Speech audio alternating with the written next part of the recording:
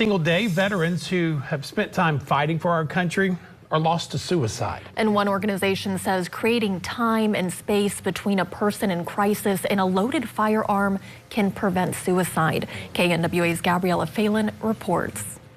22 years in the military as a first sergeant, also a flight chief, and served time over in combat as well. After more than 2 decades serving the United States, Eric Holland says he knows firsthand how hard it is to forget the things you've seen. You come back home and you're trying to integrate into a daily life, and in the back of your mind, you're reliving that memory over and over and over. And how those memories can become haunting. And just imagine, you know, as like a Special Forces Army Ranger kicking a door down, and the first thing you see is your enemy there pointing a gun at you, and you got to take their life.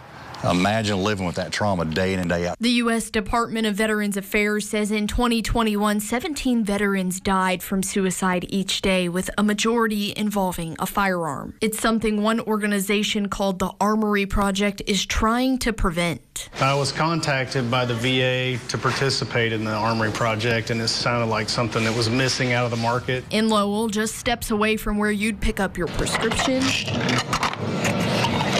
firearms line the walls. Some people are shocked by it, but most people do like it. Pharmacist John Lykin says carrying guns in the store started as a hobby. I'm a bit of a gun aficionado myself, and instead of having to have them transferred in somewhere, I decided to set up a license here. And then people said, why don't you carry a few guns? So I started keeping a few in stock. But since October, it's turned into a full-fledged mission to decrease suicides by allowing veterans a place to voluntarily check their firearms in times of need. We have had 2 people check firearms in. One was a person that just recently got a cancer diagnosis, and one was a person going through a divorce. Holland says it's refreshing to see programs like this one come to Northwest Arkansas. Having a resource out there to know, hey, I've got a weapon, I need to get rid of that because I'm having some of these thoughts, and having a safe place to take that, that would be a big plus, in my opinion. Because he knows they have the potential to give vets a new lease on life.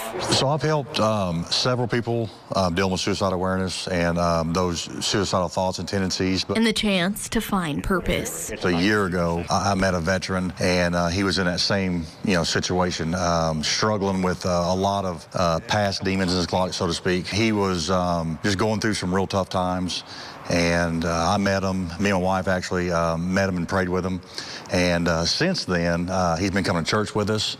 We're actually, me and him, starting a small business here soon. And really, it's just, like I said a while ago, it's a sense of purpose.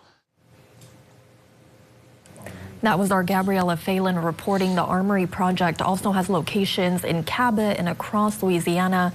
Everyone is welcome to use the locations, but veterans can use it for free.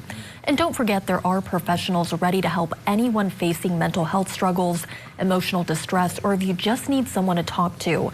The 988 hotline is available 7 days a week, 24 hours a day through a phone call or text message. And that help is available for both English and Spanish speakers.